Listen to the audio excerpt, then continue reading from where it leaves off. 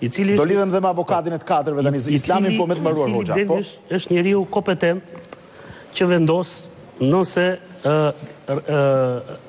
siguria e aktivitetit cënohet apo jo.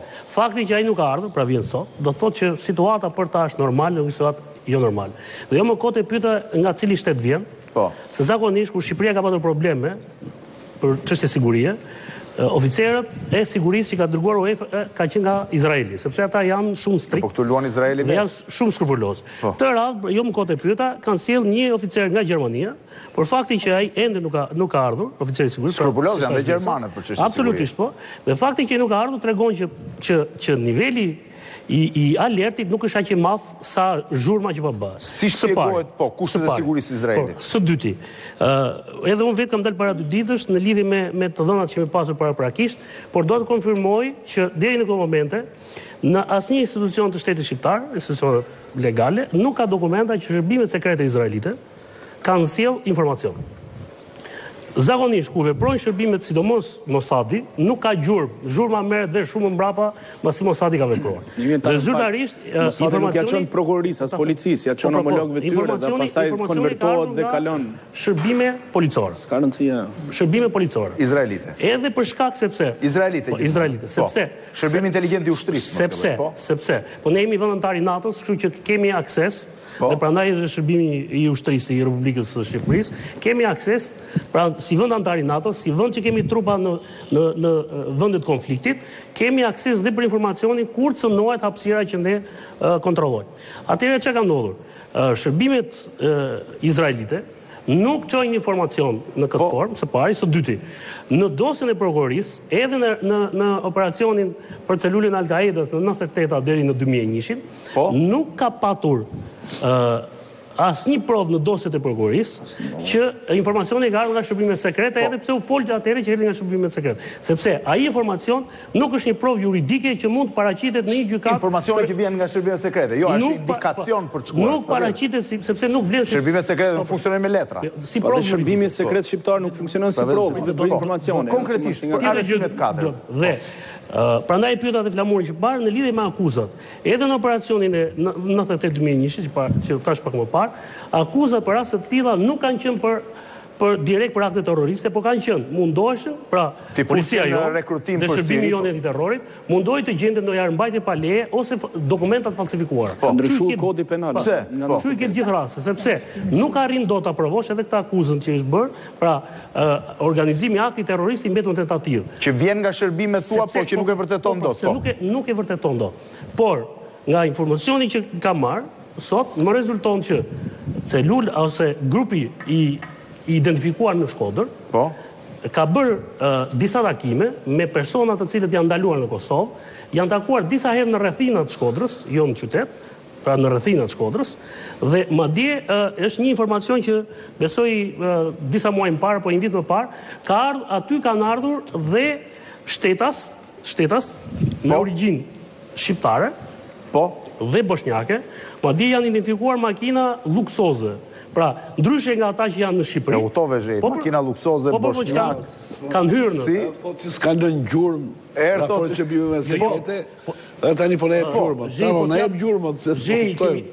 Të lutëm. Unë s'po dërpresë. Jo, shkëputa njërë fje... Fundi femziu në kontekst se pa që po përpisha të kuptojmë. Po sa zhëmë qa Po.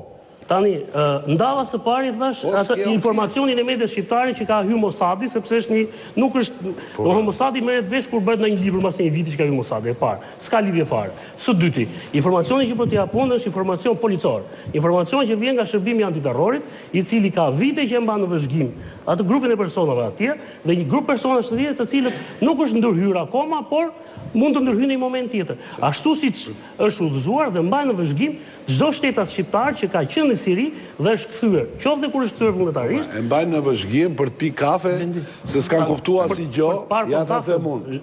Se ka dhënë informacione mia. Kemi dhënë alarmin në Shqipëri që do hidhet në erë stadiumi i Shkodrës, e kupton tani ta. Nuk po dal. Një sekond. Nuk ka asnjë provë aktualisht që njerëzit indikacione për të marrë masa polemike me ty se ti je gazetar. Pse është transferuar? Po ndeshje sepse policia jonë, policia shqiptare, edhe herë të tjera, edhe për ndeshjet e tjera në Shkodër ti ke qenë në Shkodër. Po mund ta bënte që përpara këtë, se bënte orën e fundit. Ti ke qenë në Shkodër dhe unë kam qenë në Shkodër nuk hyn dot stadiumi, nuk del dot në stadiumi. Për t'i dalë të keqes përpara, ti e di ç'a bëjmë ne. Po mund ta kishim bërë përpara, pse? Po blendi kemi qenë bashkë, kemi parë Shqipëri, Francë në Marseille. Çfarë niveli kontrolli kishte?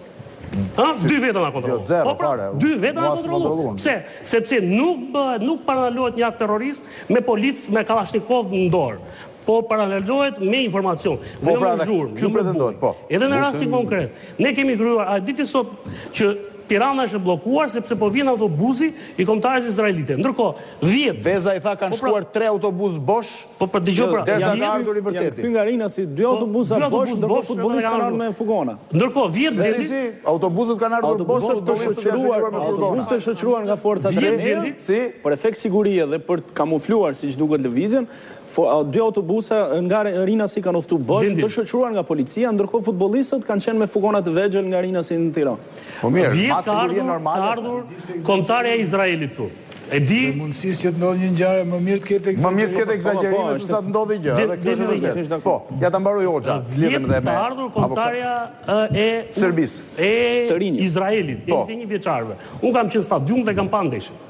Kemi dalë barazi. Dhe kam patur të njëjtat masa sigurie. Në Shqipëri kanë ardhur 5 skuadra izraelite.